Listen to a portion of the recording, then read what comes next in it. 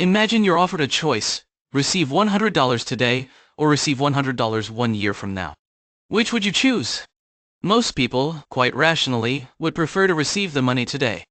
But why is that the case? After all, it's still $100 either way, isn't it? This simple scenario highlights the fundamental reason why we must adjust cash flows occurring at different times before we can compare them meaningfully. It all boils down to something called the time value of money. Think of it like this: money has the potential to grow over time, much like a seed planted in fertile ground. If you receive $100 today, you have the option to use it now. You could buy something you need, pay a bill, or even invest it. Let's say you decide to put that $100 in a simple savings account that earns a modest amount of interest over the next year. By this time next year, you will have slightly more than $100 thanks to the interest earned. Therefore, $100 today is not just $100. It's $100 plus the potential to earn more over time. Now consider the alternative: waiting a year to receive that same $100. During that year, you miss out on the opportunity to use that money. You could have invested it, earned interest, or simply enjoyed its immediate benefits.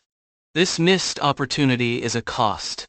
It means that $100 received a year from now is actually worth less to you today than $100 received right now. It has less purchasing power in today's terms because you have lost the potential to grow that money in the interim. Another key factor eroding the value of future cash flows is inflation. Inflation is essentially the general increase in prices of goods and services over time. Imagine a loaf of bread costs $3 today. Due to inflation, that same loaf of bread might cost $3.15 a year from now.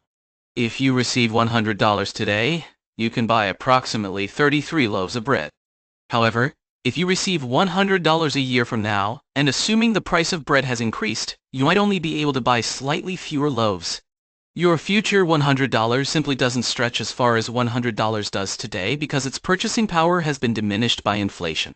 To make a fair comparison between cash flows occurring at different points in time, we need to bring them to a common point in time, usually the present. This process is often called discounting, or calculating the present value. Think of it like adjusting for time differences.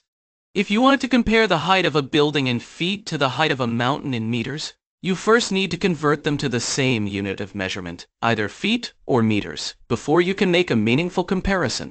Similarly, to compare cash flows occurring at different times, we must adjust them to reflect their value at a single point in time, typically the present.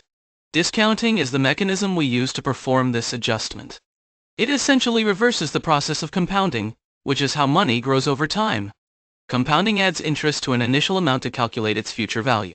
Discounting, in contrast, subtracts a certain amount, reflecting the time value of money, from a future cash flow to determine its equivalent value today.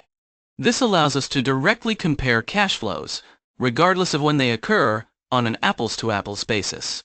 Therefore, adjusting cash flows occurring at different times is not just a financial formality, it's a crucial step for making sound financial decisions. It allows us to accurately assess the true economic value of investments, projects, and opportunities by accounting for the time value of money, inflation, and the potential for earnings. Without this adjustment, we would be comparing values that are not truly comparable, leading to potentially flawed conclusions and poor financial choices.